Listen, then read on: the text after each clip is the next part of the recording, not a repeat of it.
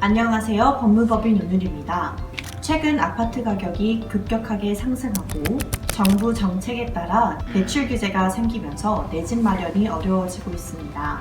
이런 상황에서 입지가 좋은 곳에 내 집 마련을 할 수 있다고 하면 당연히 관심을 가질 수밖에 없는데요.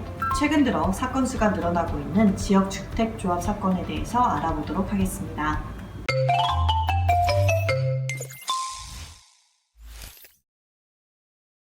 지역주택조합은 주택을 마련하거나 리모델링을 하기 위해서 여러 사람들이 모여 일정한 요건과 절차에 따라 사업을 추진하는 것을 말하는데요.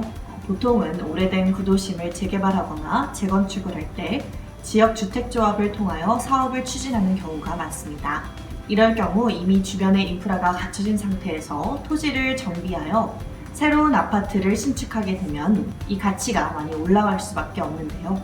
이렇게 지역주택조합이 설립되어 실제 토지를 확보하고 주택을 건설하여 분양하는 업무를 모두 성공하는 경우는 극히 일부인데요. 전체의 약 10% 정도에 달한다고 합니다. 낮은 확률임에도 불구하고 이 지역주택조합 사업이 계속되는 이유는 사업이 성공하기만 하면 이 저렴한 금액에 신축 아파트를 구매할 수 있기 때문인데요. 지금같이 이렇게 신축 아파트의 가격이 많이 오른 상태에서는 지역주택조합이 더욱 매력적으로 보일 수밖에 없습니다. 그래서 우연한 기회에 부동산 설명회에 갔다가 좋은 기회라는 생각에 덜컥 이 조합 가입 계약을 체결하고 계약금을 지불하고 오시는 분들이 많은데요. 그렇다 하지 않더라도 가입하고 분담금을 지급하고 오신 분들도 계십니다. 하지만 몇 년째 사업이 진행되지 않아 답답하게 지켜보고 계시는 분들도 계신데요.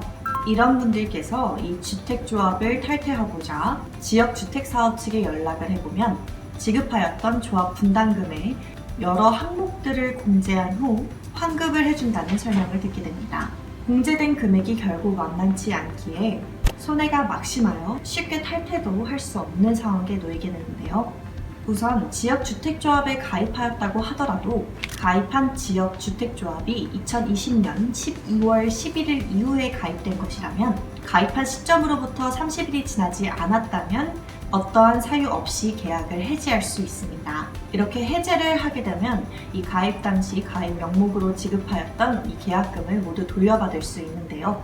하지만 가입 기간이 30일이 도과하였거나 2020년 12월 11일 이전에 설립된 조합이어서 해제를 할 수 없다면 다음과 같은 항목들을 검토해 볼 수 있습니다. 조합 가입 계약서가 이 조합원에게 과도한 부담을 지우게 하거나 현저하게 불리한 조항이 있다면 약관 규제에 관한 법률에 따라 계약의 효력을 다퉈보는 방법도 있습니다.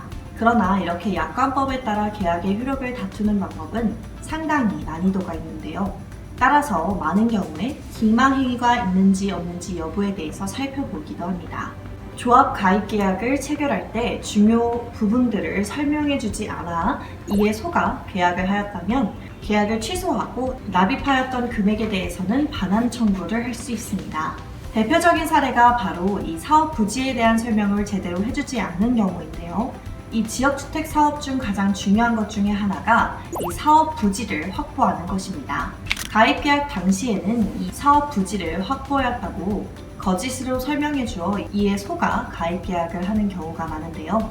한편으론 장기간 이 사업이 진행되고 있지 않은 계약건에 대해서는 지역주택조합에 대하여 처음부터 사업을 진행할 계획이 없었고 이를 속이고 가입 계약을 체결하여 가입금의 상당을 편취하였다는 주장들도 최근에 많이 나오고 있습니다. 지역주택조합이 조합원으로부터 가입비, 분담금, 사업 추진비 등의 명목 등으로 돈을 지급받아서는 사업 부지를 확보하는 데 돈을 쓰지 않고 대행사나 대표들이 개인 명목으로 사용하는 경우들이 이에 해당하게 됩니다. 이럴 경우 기망행위를 이유로 계약을 취소하기도 하고 사업이 불능에 놓여 있으므로 채무 불이행을 이유로 계약을 해지한다고 하기도 합니다. 지금과 같은 방법으로 이 조합 계약의 구속력으로부터 벗어나게 된다면 과도한 공제금 없이 돈을 돌려받을 수 있게 되는데요. 다만 이런 사례들이 하나둘 늘어나게 되면서 이 조합 계약서가 복잡해지게 되고 가입자가 불리한 조항들이 늘어나고 있는데요. 때문에 각 사업마다 조합 가입 내용과 사업 이행 과정들에 대한 면밀한 검토가 필요합니다. 오늘은 지역주택조합에 가입하셨다가 피해를 보고 계신 분들을 위하여 지역주택조합 탈퇴와 환불 방법에 대해서 간단히 알아보았는데요. 오늘 영상도 유익하셨다면 좋아요와 구독 부탁드리며 다음 이 시간에 더 좋은 내용으로 돌아오겠습니다.